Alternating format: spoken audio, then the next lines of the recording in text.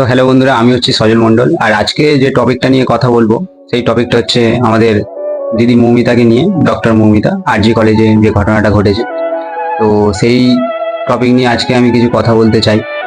এই যে এত আন্দোলন হচ্ছে, এত যে আমরা বিচার চাইছি জনগণরা, তো বিচারটা করবে যার কাছে আমরা বিচার চাইছি সেই যদি মাঠে নেমে পড়ে, তাহলে এখান থেকে কি প্রমাণিত হচ্ছে যে রাজনীতি চালানোর তাদের কোনো যোগ্যতাই নেই।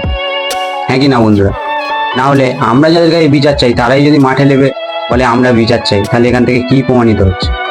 তো বন্ধুরা, সমাজটা হচ্ছে আমাদের, দেশটা আমাদের, তো সমাজটাকে সুন্দর করে গড়ে তোলার দায়িত্বটাও আমাদের।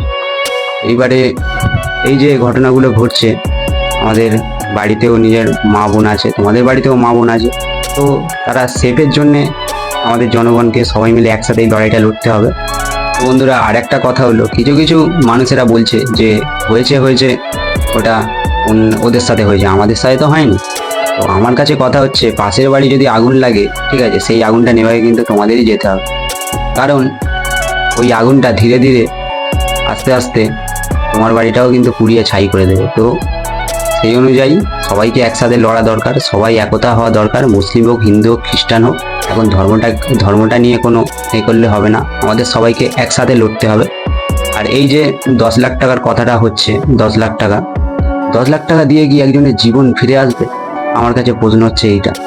ফিরে তো আসবে না, ওটাই হচ্ছে কথা। 10 লাখ টাকা দিয়ে কারোর জীবন ফিরে আসে না, সে যাই হোক।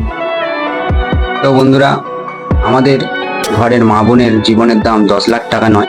10 লাখ টাকা দিয়ে একটা মশার পর্যন্ত জীবনের সাথে তুলনা করা যায় না। কারণ একটা জীবনের দাম কোনোদিন 10 লাখ টাকা হতে পারে না, 1 কোটি টাকাও হতে পারে না। কারণ জীবন এমন একটা জিনিস যেটা একবার চলে যায়, সেটা আর কোনোদিন ফিরে আসে না।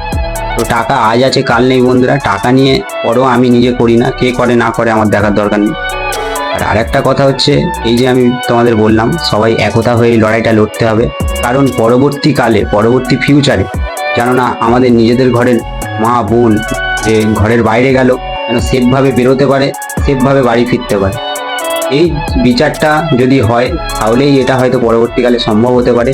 আর এই বিচারটা যদি না হয়, আমার তো মনে হয় এরপরে ঘর থেকে একটা মেয়ে যে রাতে কোথাও যাবে বা রাতে বাড়িতে আসবে, সেটা মনে হয় না এটা খুব ভালো ব্যাপার হবে। আর একটা কথা, নারী পুরুষ নির্বিশেষে আমাদের সবাইকে এই লড়াইটা লড়তে হবে।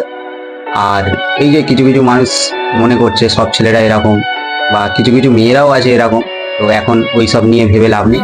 কারণ লড়াইটা আমাদের, লড়াইটা আমাদেরকেই লড়তে হবে, তাছাড়া কেউ এই লড়াই লড়বে না।